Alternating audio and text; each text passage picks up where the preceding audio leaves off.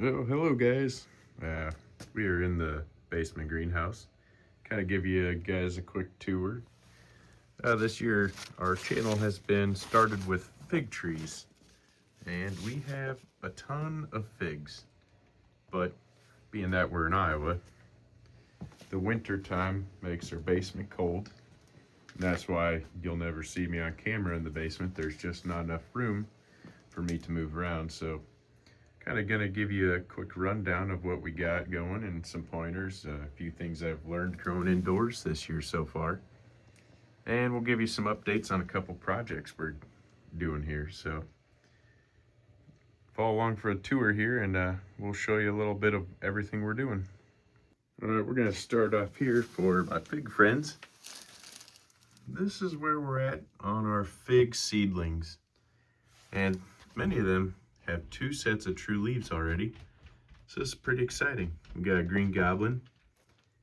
And green goblin was a very wanted variety this year, so who doesn't want some green goblin children? And we've got a couple micro-dwarf tomato seedling trays. These are 2 trays of Honey Delight crossed with Orange Dream. A couple more micro-dwarfs to use for breeding. And then these are a couple seedlings we chose for Honey Delight and micro-dwarfs. These ones have stayed quite small, so we chose these 4, but it's taken about 200 seedlings to pick these 4. So we'll move to the other area. All right, so here is our test area for the purple tomato, and where we've got a couple children of the purple tomato crossed with Orange Dream. And this guy is probably our best looking one so far. And these are about 39 days old, and they're about 7 inches tall, and I don't know, it's kind of hard to see in here, but there's flowers all over the place, and I'm pretty excited to see how this thing fruits for us. So those are one other project that we've got going that are real exciting, and hopefully by springtime we can give you guys some updates on getting some purple micro-dwarf tomatoes out there. And they'll be for free. I'll share them to whoever wants one through some of the Facebook groups we're in. And we've got some mint here. Or basil here, I guess. I like rubbing those. The smell of them is really strong. So indoors it's quite nice getting that mint and basil smell. Makes it feel like summer almost. And we've got a couple fig trees here. These are California seedlings, and I think we've got NV1. Then our demos. And this guy, we've ran into some fig mite issues here, so I'm going to show you a couple of things that I use for fig mite, spider mites. I'll show you a couple things I use for those that work really well. And we've got some chives, some shallots from a friend. We've got a bunch of indeterminate tomatoes that we are going to use for breeding purposes. And we've got a few micro-dwarfs we're going to try to cross these 2. So here in a few weeks we'll show you some hand pollination to micro-dwarfs. And the flowers on these micro-dwarfs are about half the size. They're very difficult to emasculate. So it'll be interesting how the video goes. All right. The other projects we've got here we're Kratky growing. So we've got our chard, which we have started in a tray. We grew them to about this size. Then we came down here last night and washed them. And that algae growth is almost overnight. The water's green on top. So what we did is we rinsed the roots off, and then we stuck them in the Kratky containers, which are quart jars. And so far they're doing really well. Then we've got the tomato, which leads us to the one subject that I was going to cover, is the pH. This one's come out of it, but it's still got some yellow to it. This one here has turned quite yellow. So doing a little research, I found out that while our pH is not too bad, it was at about a 7.6, which especially in a Kratky did not work. So we'll show you a couple ways of handling that situation also. All right, so the pH, we just got this fish kit because 250 tests was $7.99, and if you were to get a pack of 10, it was about $10 or $12.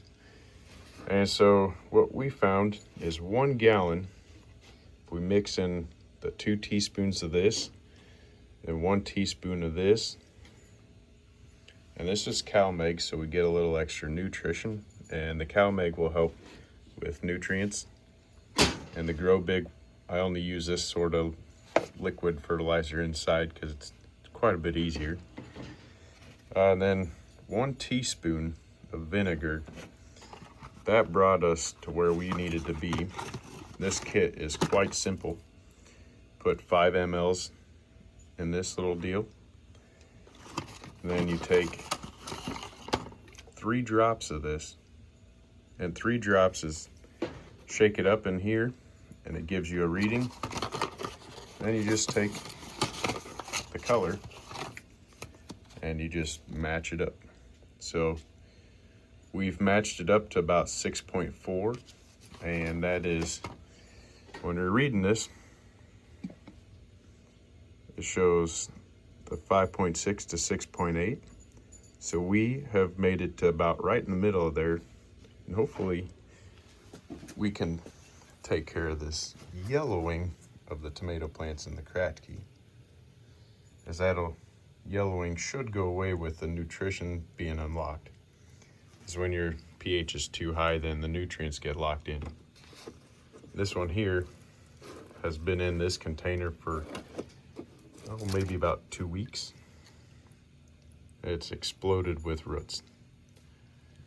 And if you can see in there, some of the fuzzy roots on the top, those are the ones that pull the oxygen into the plant. And that's how the Kratky method gets its oxygen. So that's been kind of fun. This thing's growing some flowers, so it must be doing okay. And for the Swiss chard, we have tried to get yellow ones, but the rainbow mix gave us a red one seeding it here, but we got our 3 different ways. We're gonna see how well these go. And these collars, I really like them. The Leica here does work well, but these plants sort of tip over in there, so I had to prop it up so it stood straight. And then after a few days, it has been holding itself up now. Whereas these collars, we'll take this apart here so you can see it. I'll pause it for a second so I can pull it out. All right, so it's magically apart, and you can see I just put these in here a couple days ago, maybe 2 days ago, and the roots are taking off quite nicely. And these collars were super cheap on Amazon. It was 15 bucks for 100 or less, maybe $12 for 100. And so we're gonna try that. We've got the purple choy, we've got the premier kale, and the green choy. We're gonna try all those in there. And we've got our parthenocarpic cucumbers. So they don't need pollination to fruit, so we're gonna set up a couple of those. And I've got some extra racking here I'm gonna set up on the side of these, and we're going to strap these to them, and hopefully we can get them growing nicely. So then the next project we got is one that I'm pretty excited about. I just started these microgreen trays, and I started growing these. I was recommended to watch Keep On Growing. Then I found him on Whatnot. So of course we had to try it out. And we got one of these kits. We've got the nutrients, and we got a bunch of seeds. These are red arrow radish. We have some of these growing in a different tray. Came with these adapters, so we can put mason jars, regular, wide mouth pop bottles. And this one is what we would have in here for this glass jar, refillable, a Gatorade, and a small refillable for the pop bottles.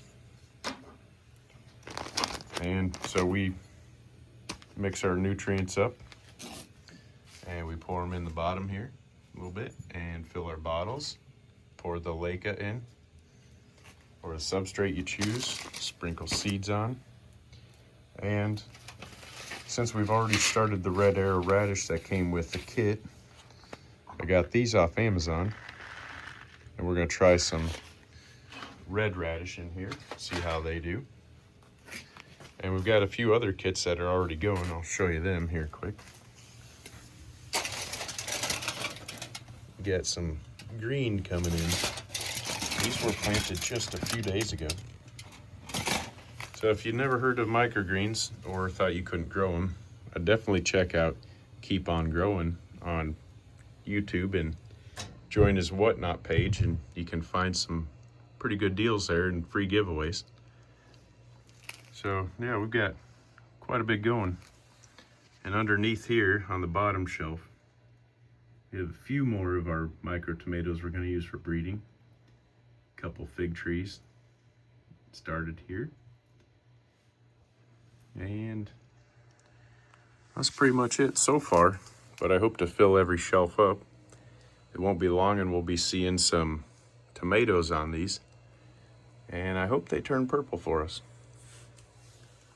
So, yeah, that's our indoor grow room. The problem we're having growing these fig trees from cuttings right now is at night, because of our outdoor temps being -13, we get about 59 degrees at night, which does not do well for cuttings. We end up with these ones that they rot easy, or the fungus gnats like them, and 59 degrees slows the metabolism of the plant down, so they don't root fast enough to overcome the gnats. And so it's just better if we wait till spring when our basement warms up to a little bit warmer, and about 70 degrees is what you want. We could use heat mats, but I prefer the space right here for growing some vegetables. And so this is what we're gonna do. And it's like summertime in your basement when there's 2 foot of snow outside your door. So if you like the content, keep following, and hopefully I can teach a few things through the winter on growing indoors in cold zone 4B, and show you that anybody can if I can do it. So keep following along.